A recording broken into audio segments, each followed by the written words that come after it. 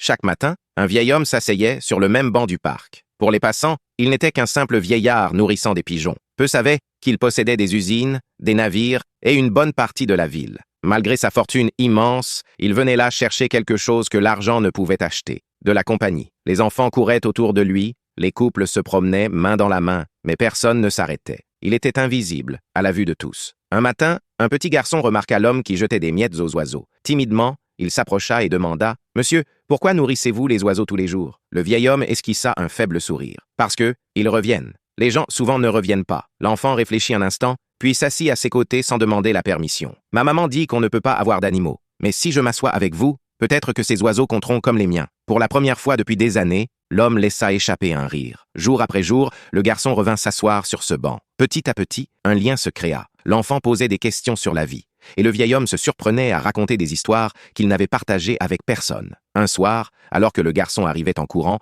sa mère le suivait, inquiète. « J'espère qu'il ne vous dérange pas » dit-elle nerveusement. « Au contraire » répondit le vieil homme. « Il me sauve. » Elle en resta bouleversée. Sa vie à elle n'avait pas été facile. Infirmière, elle travaillait de longues heures et peinait à joindre les deux bouts. Peu à peu, le vieil homme commença à leur rendre visite dans leur modeste appartement. Ils partageaient des repas autour d'une table usée, riaient des blagues du garçon. La chaleur de ce foyer simple comblait un vide que son immense manoir ne pouvait combler. Un soir, alors qu'il le raccompagnait jusqu'à sa voiture, le garçon demanda « Pourquoi tu ne viens pas vivre avec nous, au lieu de rester seul dans ta grande maison vide ?» Les yeux de l'homme s'embuèrent. « Parce que je ne pensais pas que quelqu'un voudrait de moi. » Quelques mois plus tard, le vieil homme s'éteignit paisiblement dans son sommeil. La ville s'attendait à ce que sa fortune soit partagée entre ses lointains parents. Mais à la surprise générale, son testament révéla autre chose. Il laissait tout son héritage au petit garçon et à sa mère, avec une seule condition. Que cette maison ne soit plus jamais un lieu de silence, mais un foyer de rires et de bonté. Les journaux appelèrent cela l'héritage miracle. Mais ceux qui connaissaient vraiment l'histoire savaient que le véritable miracle n'était pas l'argent donné,